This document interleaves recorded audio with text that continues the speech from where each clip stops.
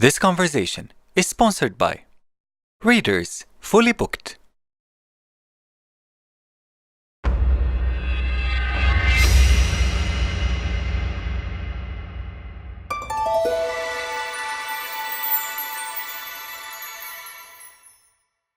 This is what I know.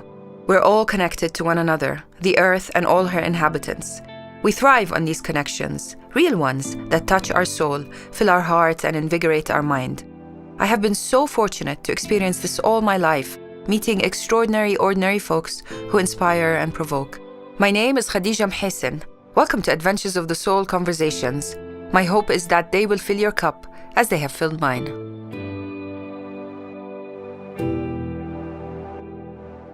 What people say on social media Is heard by me. very seldom would they ever say that same thing to somebody's face. Schools aren't doing a great job, and I'm talking about most schools, of preparing kids for the world that they're headed into.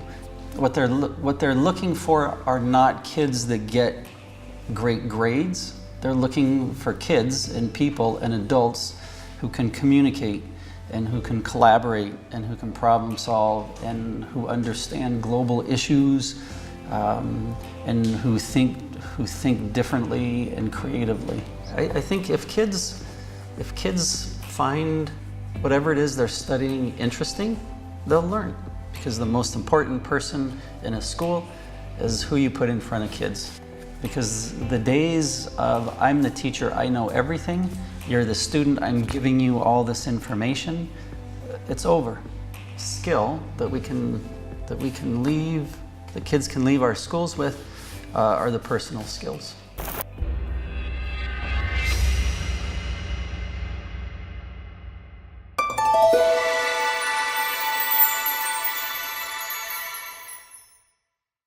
Forget your school for a moment, and when you go to education conferences and you meet colleagues, what is the percentage of people who buy into this and people who are resistant?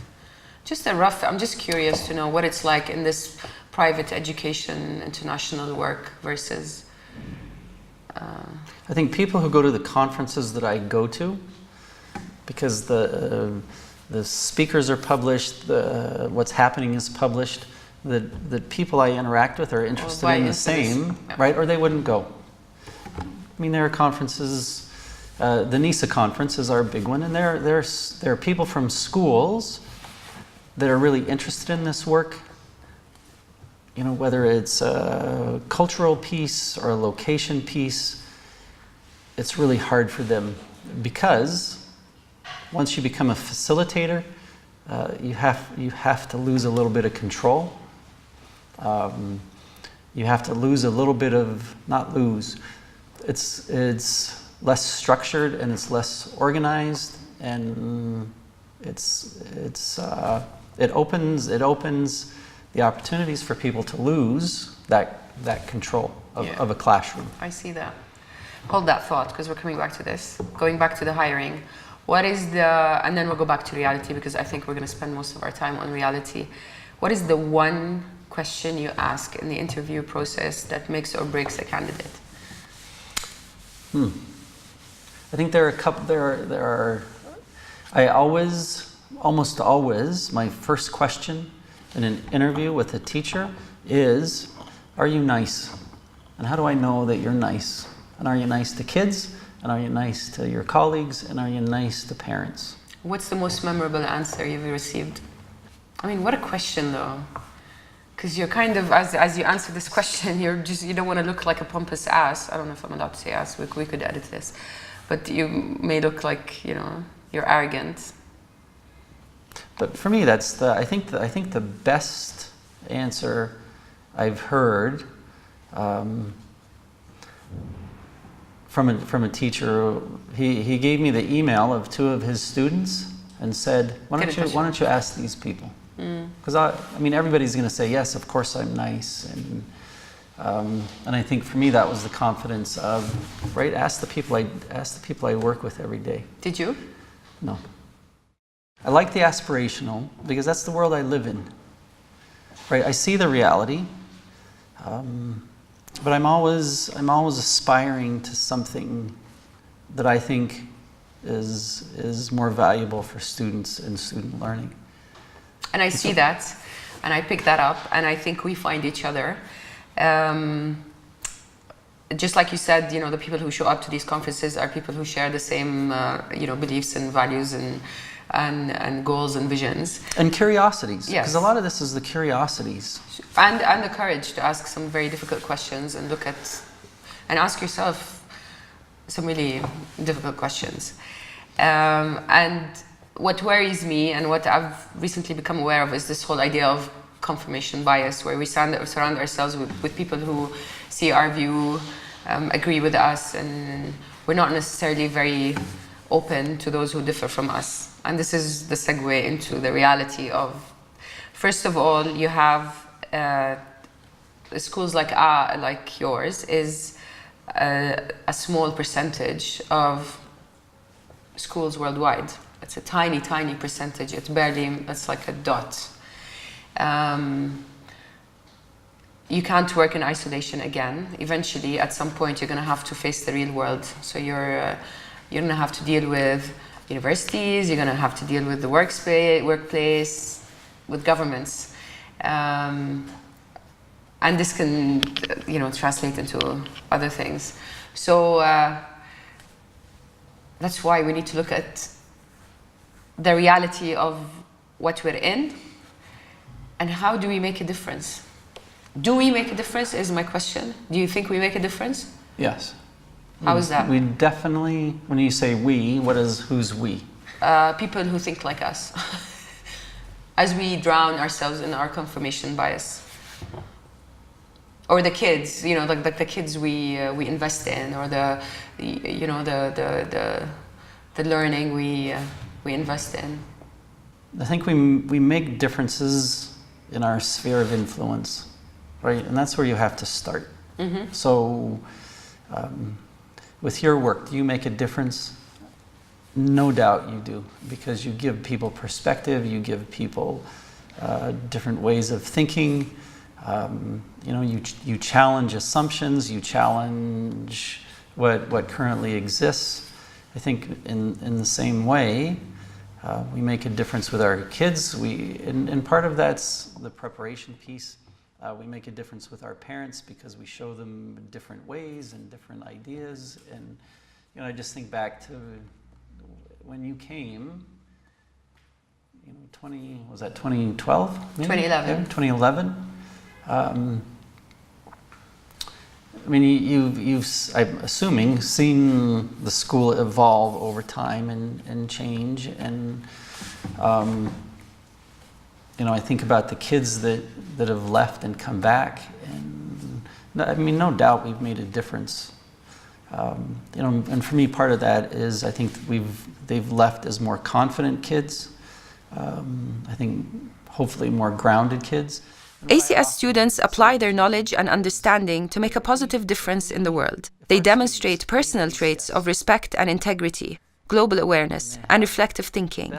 They are critical and analytical thinkers, creators and innovators, and effective communicators and collaborators.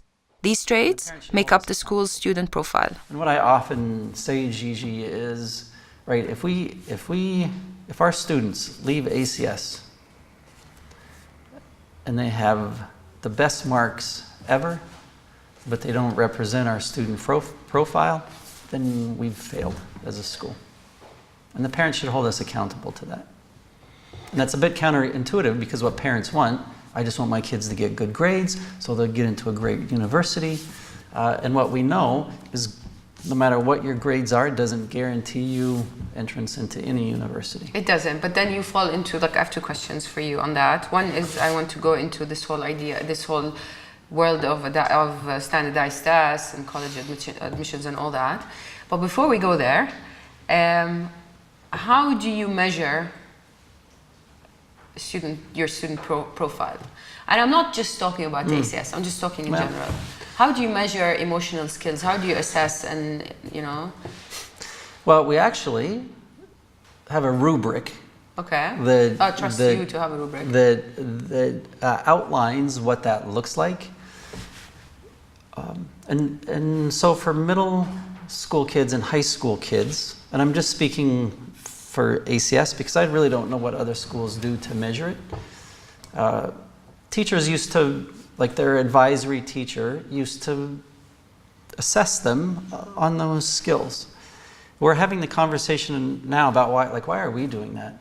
Because what it requires is nothing of the student, no self-reflection, no thinking. So we're looking at let's put this back on the kids. Say how are you exemplifying the student profile, each of these categories and criteria, and get them doing the self-reflective piece. And is this working? To certain degrees. I mean, some kids take it more seriously than others, but for me, the power of it is like it's ingrained in their thinking because they're self-reflecting on it, and it'll come back. It'll come back, and the conversations will come back a year, 3, 5, 7 years down the road. Can you afford to wait this long? Can we afford to make mistakes? I would say we can't afford not to. Okay. I mean, we can't afford not to make, because if we're not, the only way not to make mistakes is to do nothing. True. Right, and so you have to try and you have to test, and I mean that's the way the world is. You have to be in right? the arena. You have to, and there will be people who criticize, and there will be people who question, and but at the end of the day, the only way not to make mistakes is to do nothing. Right, Okay. and I mean again, it's the word failure has such a bad connotation, but that's what we should be doing is assessing student failure and building on that.